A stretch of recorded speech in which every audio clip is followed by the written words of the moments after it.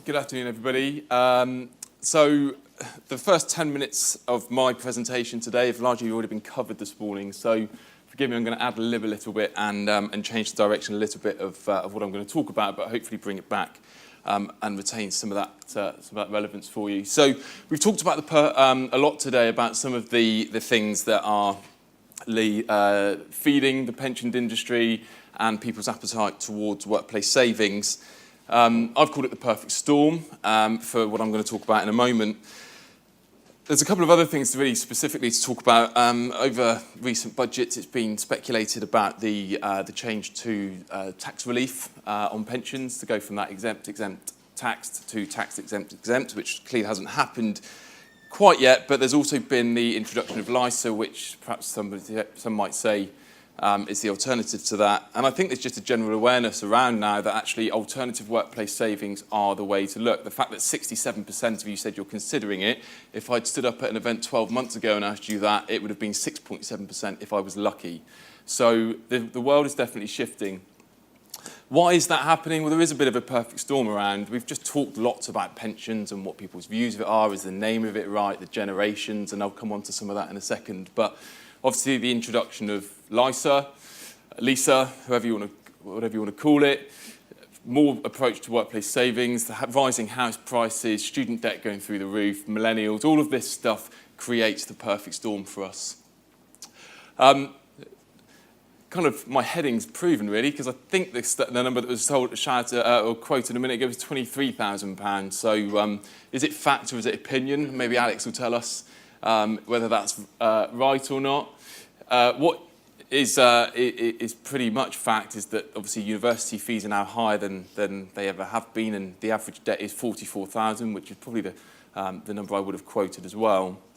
So you've got a bunch of people coming into the workforce with higher student debt, and of course millennials are changing the way that we reward people. But one of the earlier slides, one of the earlier sessions actually, I think it was Judith that had was talking about the various generations, if you like, or phases. One of the things we've done at JLT is we've created our own personas because we like to talk back to the individual. And I think it's important to remember here that we are talking about masses of people or phases or generations, but ultimately what we create and what we do is for the end user, and that person who is going to either engage with your pension, your workplace savings, or any other benefits that you offer, and make use of them, and ultimately try to make a difference to their lives. Because if what we do doesn't make a difference to their lives, what's the point in doing it? So Max, Angela, Michael, Susie, and Chris have become our best friends at JLT, and if anyone's spoken to me over the last 12 months about anything benefits related, you may have heard me mention these people and wonder who the bloody hell is he talking about, but it's these people here. And the reason we've done it is because we want to think about who is that end user, what's their priorities, and are the things that we're putting in front of them actually relevant for their circumstances. And just on the subject of pensions, because there's been so much discussion about it today, let's ask ourselves the question of people like Max and Angela as a really good example. And one of the questions actually that came at the back of one of the earlier sessions was about the younger staff, younger people, and getting them to think about retirement and engage with that idea. Who in the room thinks that Max cares about retirement? Who in the room thinks that Angela cares about retirement?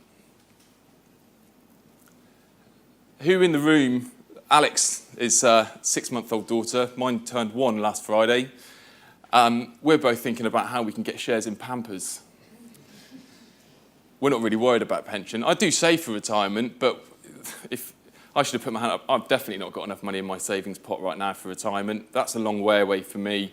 Right now, I'm thinking about my 1-year-old daughter and my wife that isn't working at the moment. So, but of course, when we get through to Susie probably is definitely thinking about pension and retirement, and she may well be stood there going, have I got enough money in my pot? I don't know. And Chris, of course, well, yeah, he probably is thinking about his retirement, but he might also have gone over the lifetime allowance. He might have exceeded his annual allowance, all these things that are restricting what he can put in. So when we ask ourselves, does pension work for him or her, actually in quite a few of those individual personas, the answer would be no. Or pensions as we know it, the answer may well be no. Would an alternative work? Probably, actually. Max, I agree with the point earlier, actually. I forget exactly who made the point, but you don't consider it as debt sometimes as a student, and it's like mortgage. It's not real debt, is it? Because it's, you know, it's just part and parcel of life. It's not really debt. If someone said to me, how much debt are you in? I wouldn't count my mortgage in the figure that I quoted to them, although, of course, it is actual debt. Angela, of course, Angela's probably in her late 20s and sat thinking, am I ever going to buy a house? You know, that lump of money is quite difficult to find when you've got a ton of other stuff to worry about. And of course, Michael, you know, he's just had his first child, and if he's got any money left after paying for the food and the mortgage and everything else, then will he think about something that's 30 years ago questionable? But something as an alternative would work, I believe. And it would, of course, help for some of these guys that you might assume are focusing on retirement, because, of course, Chris might not be able to put money into pension.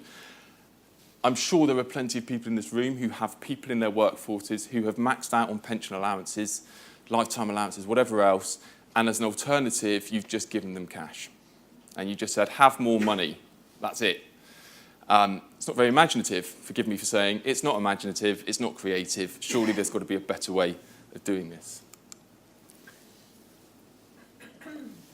Controversial issue, lots of different views. Some people think that lice is fantastic, some people think it's a pile of junk. That's fine.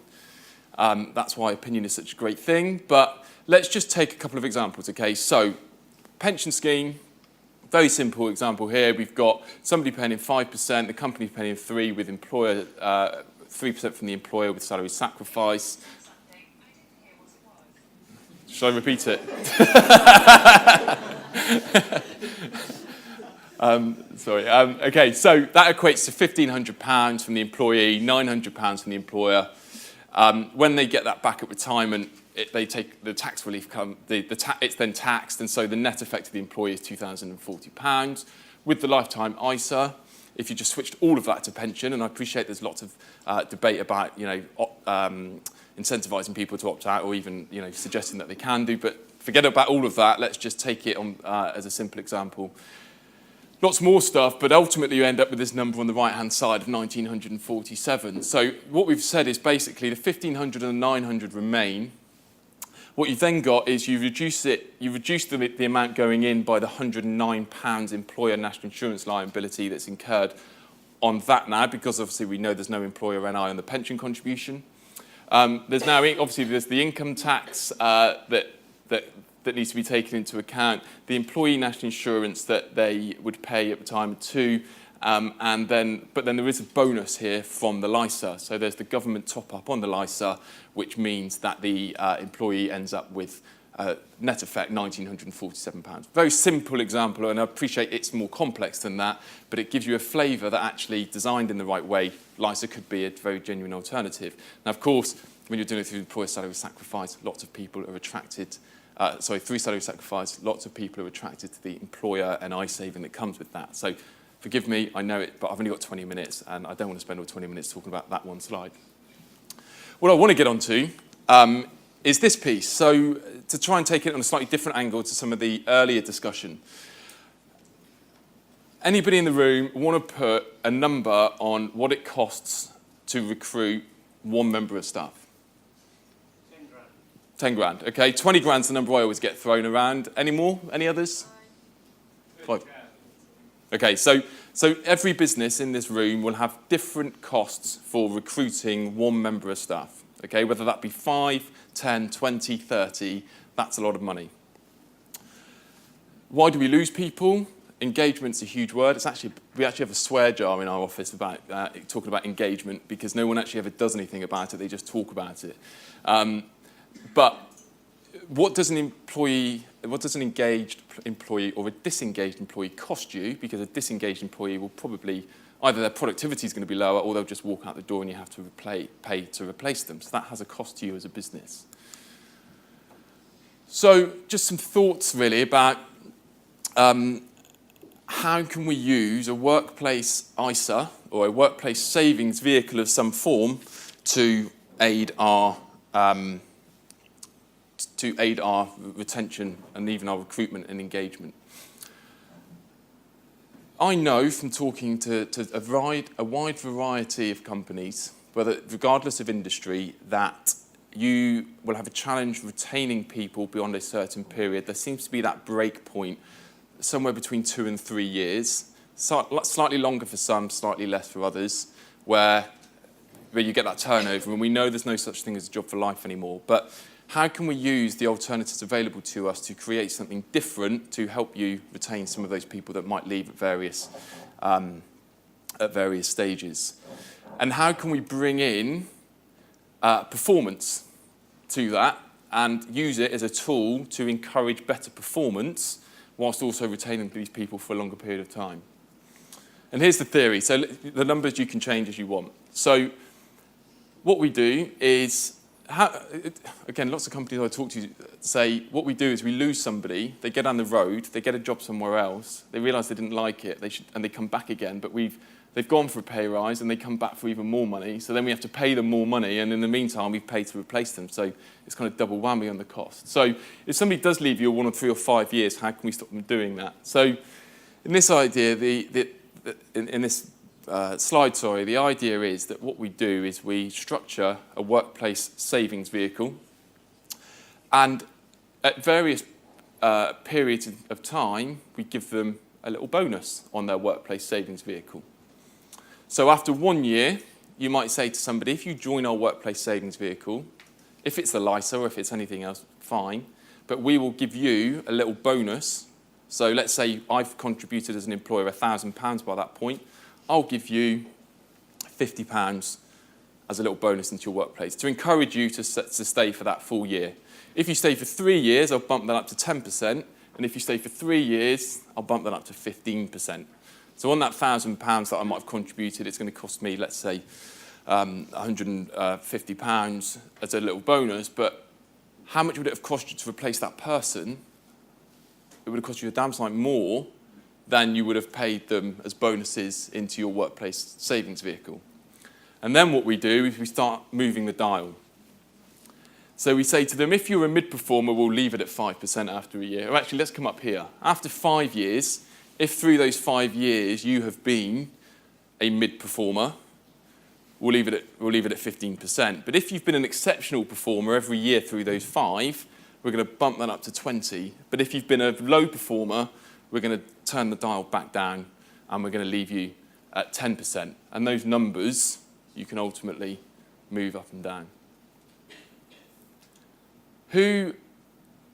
Performance management's a big or I guess rewarding good performers. I think there was a stat earlier on about or a comment earlier on about the impact of poor performance on good performers, and there's certainly been lots of stuff that I've read recently about the impact of how you reward bad performers and what the view is of good performers as a result of it. But whoever does anything about it, who's got a very clear way of rewarding these good performers? Some of the people in the room will, some people I'm sure in the room won't.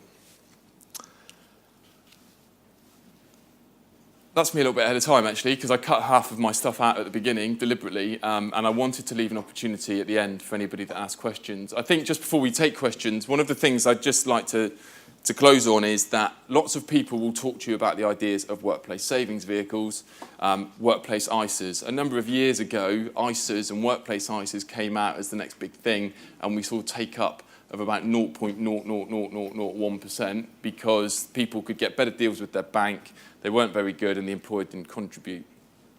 Actually, now I think there's an opportunity to design an alternative workplace savings vehicle that will meet the needs of your employees, that will solve some of their problems in the here and now. And I know we've got to focus on retirement, and I believe that pension savings is hugely important, but I also know that there are a bunch of people out there who are thinking about the here and now and are struggling with the here and now.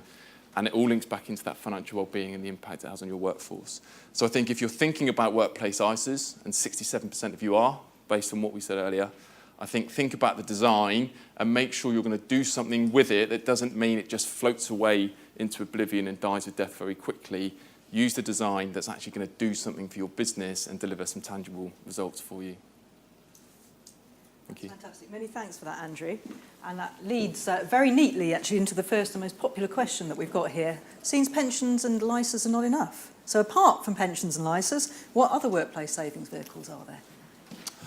Not a lot, actually. I guess it's the short answer. I think, let's think about where we've gone over the last couple of years. The workplace savings vehicle that really existed 18 months ago was pensions, so at least we've expanded on that and we've got something more than we had then. Don't get too fixated on the LISA. It doesn't have to be a LISA. You don't have to complicate it by having a LISA. The example I used set myself up for that question, I guess. But it doesn't have to be that. And also think about how you market it, okay? So don't call it an ISA or whatever else. I was working with a company a little while ago, and we were thinking about ways that they would become a family-orientated business, okay? So their culture needs to shift into a family-friendly mentality. And one of the things, the ideas that we banded around and we'll explore further is actually creating the savings pot that we're going to call a family fund.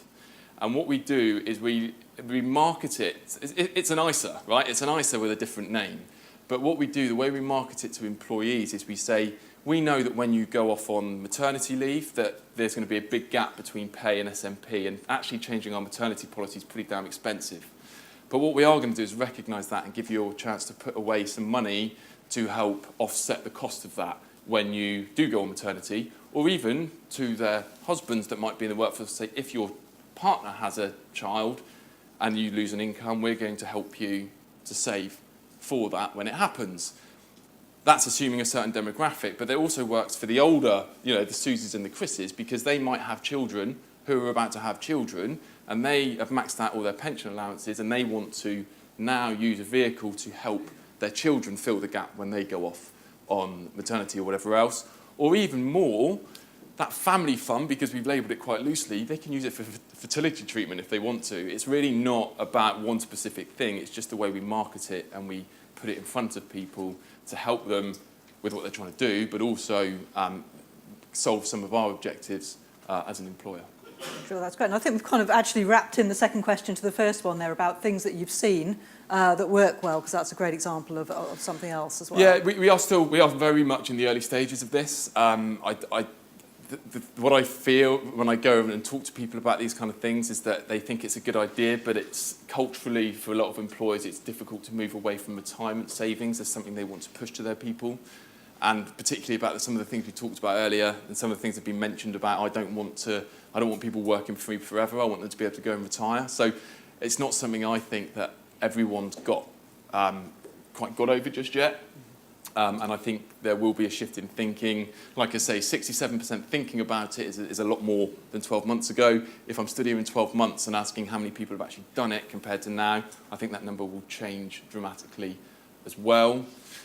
So there is no real answer to that question. I think it's a bit of a watching brief, but I think that I do think there's an appetite and a need for something different to help people. That's great. Thank you, Andrew. We've got time for one last question, I think, kind of fairly briefly on what is actually really quite a controversial topic at the top here, which is around the annual allowance limits. And are those appropriate, particularly when you've got staff who are starting to save so late? No. How can you say to somebody at 55, my dad is a classic example of it, okay? My dad retired last year, got towards retirement, realised he didn't have enough, and anyway, it's fine. I won't tell you about the ins and outs of his circumstances, but he wouldn't have, in the last few years, been able to save enough, even if he had the disposable income, to save enough to get to the point where everyone's telling him is what he needs as a pot to get a suitable income. But so no, absolutely, and he's not one of these. He's never had the the huge salaries where he's with the disposable income and everything else, he wouldn't have been able to afford to do that. And even if he had, he just wouldn't have been able to put that money in, even above if he had it, he just wouldn't have been able to get enough in there. So. Sure. No, I think it's a topic that I can ramble on at length about, so I better not. And just say thank you very much indeed, Andrew, Drake, and appreciate that. Thank you.